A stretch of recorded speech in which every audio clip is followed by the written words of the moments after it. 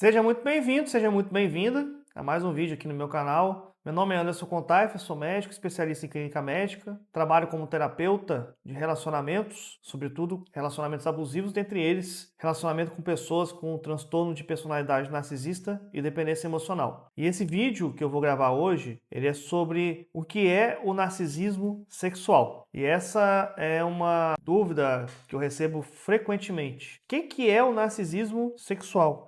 Como é que isso funciona? Para ajudar vocês a entenderem esse assunto, eu fiz uma pesquisa de 2 artigos científicos, um mais antigo, um outro um pouco mais novo. A gente sabe que os trabalhos científicos a respeito desse tema, de certa forma, são bem escassos. A gente tem muitos relatos de caso, mas temos poucas atuações científicas validadas pelos métodos científicos mais conhecidos. Primeiro eu vou começar com vocês aqui com uma construção do próprio narcisismo. Você tem 2 tipos de narcisismo que poderiam se relacionar diretamente com o narcisismo sexual. Um tipo grandioso, o qual em muitos outros vídeos eu já falei, uma pessoa tem um senso de tratamento especial, ela se enxerga como alguém diferenciado, controla, manipula, não tem empatia, não tem profundidade. E também temos o narcisismo vulnerável, que aquele narcisismo às vezes é secreto e está oculto, uma pessoa mais com dificuldade de lidar com as críticas. No narcisismo grandioso, a gente vê as características como características dominantes. Um senso de tratamento muito diferenciado, uma pessoa muito extrovertida, simpática, que as pessoas gostam. A pessoa sabe, uma pessoa muito boa de lábia. No narcisismo grandioso, a gente vê uma pessoa insensível, um senso, um ar de altivez, de arrogância, uma pessoa que se coloca com superioridade, que seria a melhor palavra para definir. Uma tendência de explorar os outros indivíduos para aquilo que ela quer.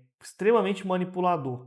Narcisismo oculto, narcisismo vulnerável, a gente vê uma pessoa insegura, com medo, às vezes triste, às vezes muito introvertida, possui profunda vergonha, hipersensibilidade, irritado, uma pessoa agressiva. A gente vê as características desses 2 tipos de narcisismo. Agora, às vezes o termo de personalidade narcisista é mencionado, mas a gente não consegue enxergar a diferença dessas 2 situações.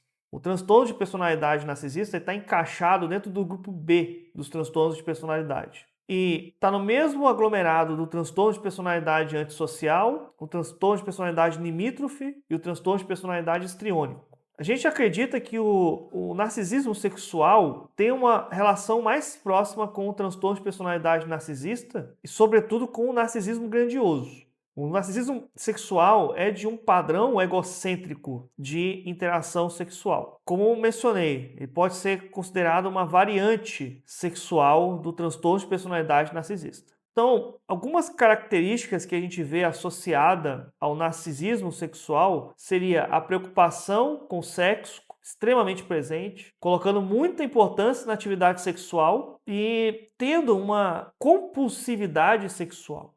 E às vezes a gente chama isso de hipersexualidade, tendo uma atitude casual, uma orientação a interações sexuais diferentes, com senso de direito totalmente voltado para a atividade do prazer. Pode ser um prazer a 2, a 3, em grupo, com uso de drogas e tudo mais. Isso seria semelhante para o sentido do direito que a gente vê no narcisismo em geral. A gente vê uma manipulação sexual.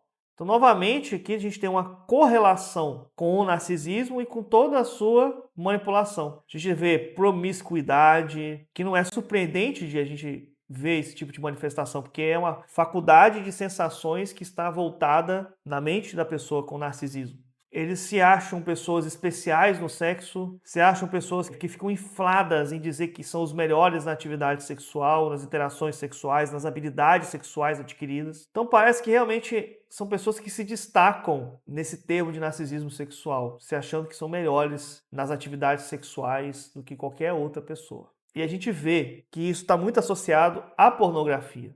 A pessoa tem uma insatisfação sexual. E por conta dessa insatisfação sexual, ela vai aumentando o seu número de parceiros, ainda que ela esteja no comprometimento amoroso com alguém.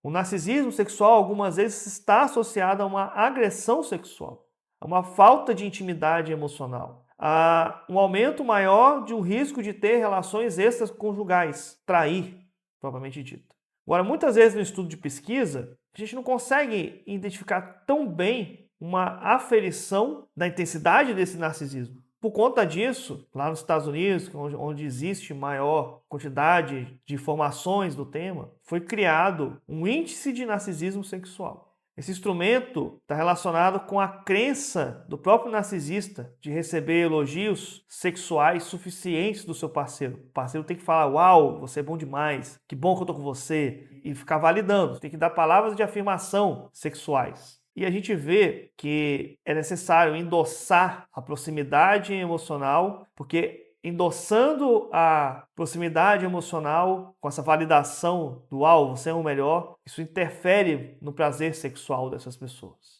Muitas pessoas acreditam que a proximidade emocional e o prazer sexual têm algum tipo de relação.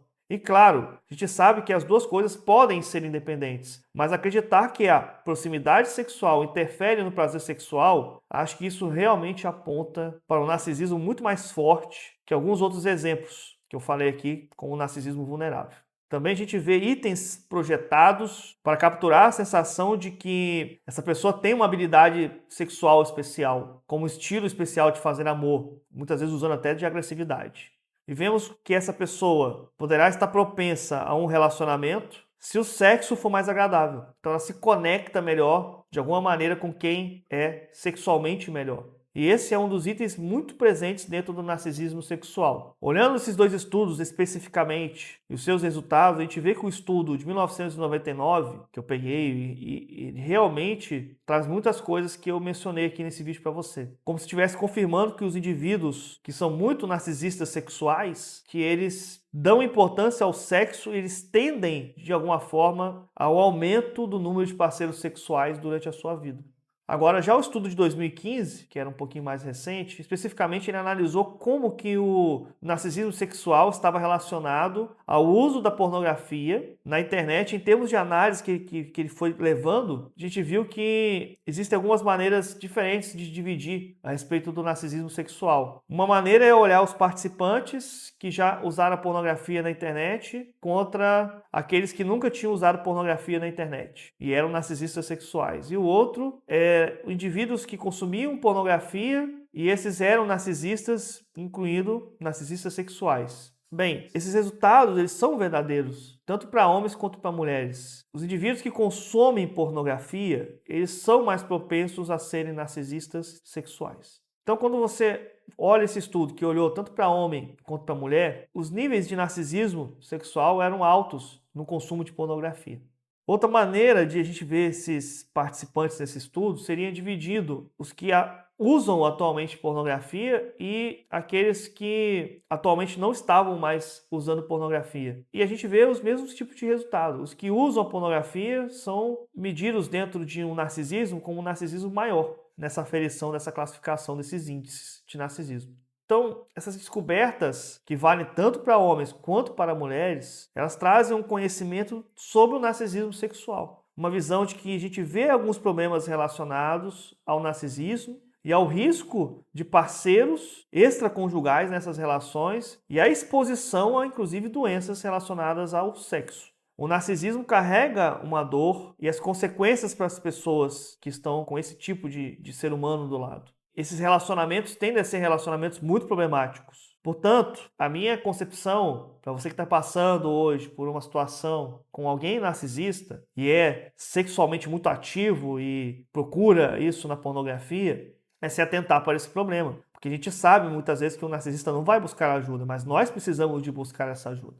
E é para isso, justamente por isso, que eu criei dentro da mentoria que eu tenho, que é a mentoria Quebrando as Algemas, uma mentoria que eu falo conceitos como eu falei aqui nesse vídeo, maneiras de lidar com o abuso narcisista, a reconhecer como que você está dentro dessa situação com o narcisista e assim aplicar isso no seu dia a dia para tomar uma decisão. Você vai querer estar ao lado dessa pessoa ou você prefere se afastar dela? De qualquer forma, o meu curso abriga essas situações e eu posso te dar um substrato para ter um repertório para atuar contra esse tipo de coisa que pode estar acontecendo agora na sua vida.